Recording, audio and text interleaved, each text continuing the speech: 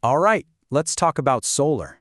For years, the dream of going completely off-grid has always hit the same wall: batteries. They're good, but what if you could just get rid of them altogether? Now, this sounds like something straight out of a sci-fi movie, doesn't it?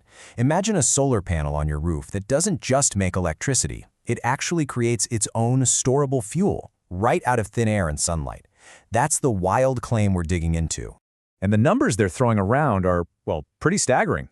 The company says just one of these panels can crank out up to 250 liters of pure hydrogen gas every single day. I mean, that's a figure that makes you stop and go, wait, what? And here it is. This is the ultimate promise, right?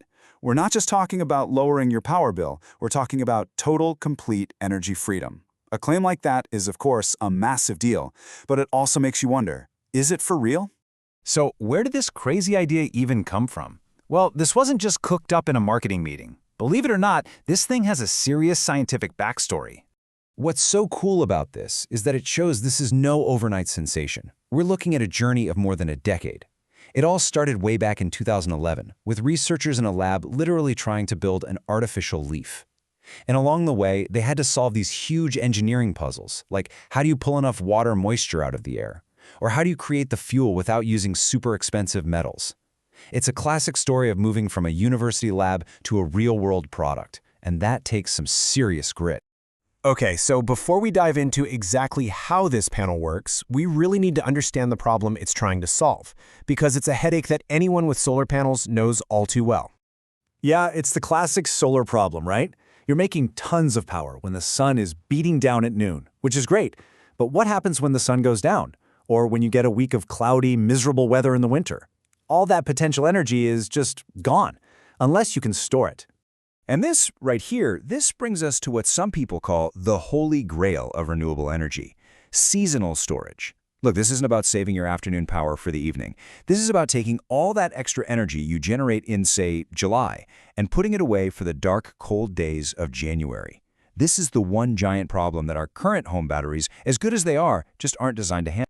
So this is where we get to the main event. How does storing energy as hydrogen gas stack up against a good old lithium-ion battery? As you're about to see, they play two very, very different games. When you put them side by side like this, it all becomes crystal clear. Batteries are champs at their job. Short-term, daily use, you charge them up during the day, you use that power at night. Simple. But hydrogen's superpower, that's long-term storage. You can fill a tank of hydrogen in the summer, and it will hold that energy with almost zero loss until you need it in the winter. Now, the big trade-off is something called round-trip efficiency. Basically, you lose more energy in the process of converting electricity to hydrogen and then back again. But if your goal is to store energy for months, not hours, that's a trade-off that suddenly starts to make a whole lot of sense. And this quote just nails it. This is the perfect way to describe using batteries for seasonal storage. Think about it. Using a high-tech battery that's designed for thousands of quick charge cycles only a couple of times a year, once to charge in the summer, once to discharge in the winter, is just an incredible waste. It's powerful, but it's simply the wrong tool for that particular job. All right, so the idea is powerful. We get that. But what does it actually take to get something like this running at your house? The marketing, it loves to focus on that sleek panel. But the reality is that it's a whole system. So here's the thing you have to understand. The panel, as cool as it is just step one. That hydrogen gas it makes, well, it then has to be compressed. Then it needs to be stored in a special heavy-duty tank. And finally, you have to convert it back into energy you can actually use, either with a fuel cell to get electricity or a special furnace to get heat. It's not just a panel. It's a whole little energy ecosystem for your home. And, any ecosystem like this is going to come with some fine print. There are, of course, major upfront costs for all that extra gear: the compressor, the tank, the converter. And since you're dealing with hydrogen, you need safety systems, just like you would for a natural gas line in your house. The technology itself isn't the problem. All this stuff exists. The real challenge is making it all small enough and cheap enough for the average person to put in their backyard. Okay, so we've seen the hype and we've seen the hurdles.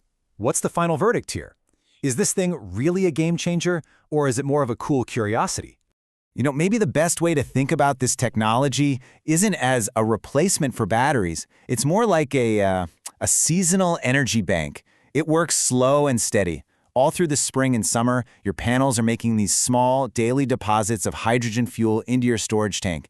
And then, when winter finally hits, you can start making withdrawals to keep your lights on and your house warm. Now let's talk efficiency for a second.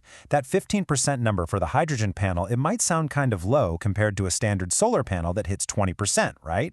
But, and this is the key, that 15% is for the entire process of turning sunlight into hydrogen fuel, all inside one device.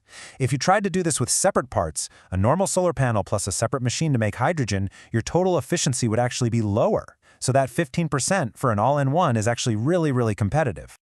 So what does all that hydrogen, that 250 liters a day, actually get you?